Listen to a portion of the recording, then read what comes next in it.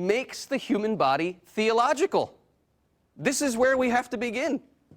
What is this expression anyway, theology of the body, and what does it mean? Theology, of course, means what? Study of God.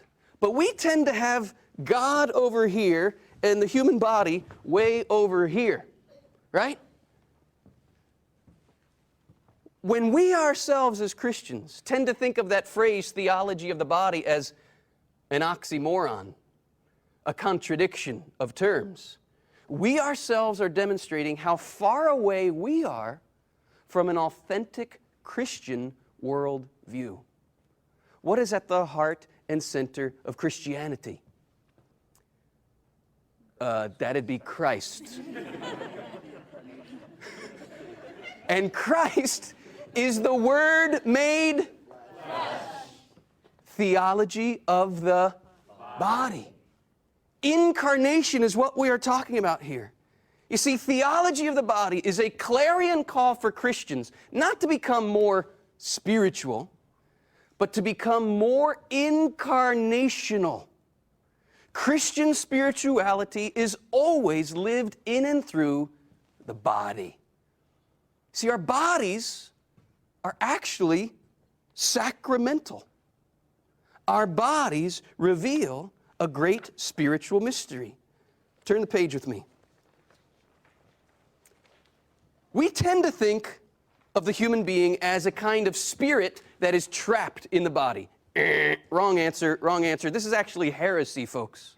We are not spirits trapped in our bodies. 2a. The human being is a person in the unity of his body and his spirit. The body can never be reduced to mere matter. It's not just something physical. The body is spiritual. We are all, every one of us, spiritualized bodies. Just as the human spirit, man's spirit, is so closely united to the body that the human being can be described as an embodied spirit. We have this idea that somehow our bodies are a shell in which our spirits live. This is not the truth of the matter. Our bodies and our souls are so closely united that only death can separate them. 2c. I call this the Ode to the Flesh from the Catechism of the Catholic Church. We have this idea somehow that Christianity is opposed to the body. Nothing could be further from the truth. 2c. The flesh, in fact, is the hinge of salvation.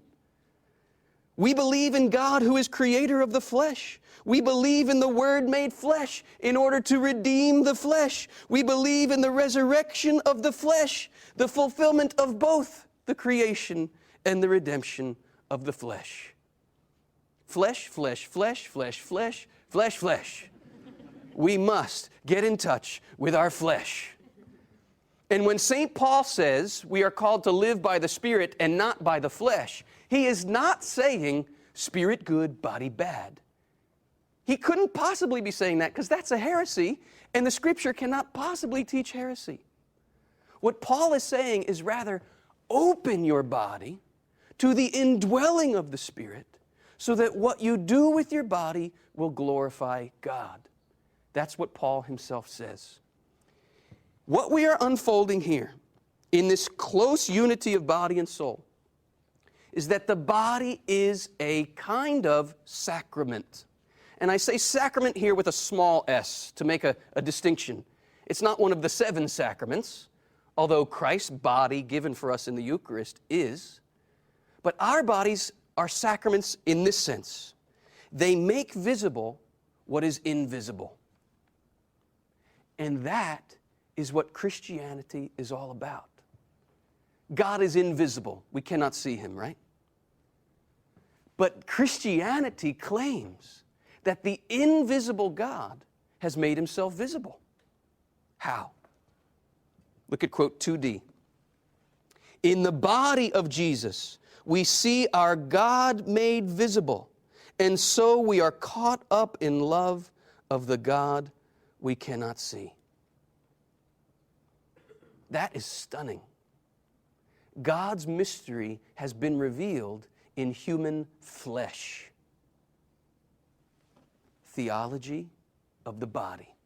If we tend to have God over here and the body over here, through Jesus Christ, these two realities come beautifully together.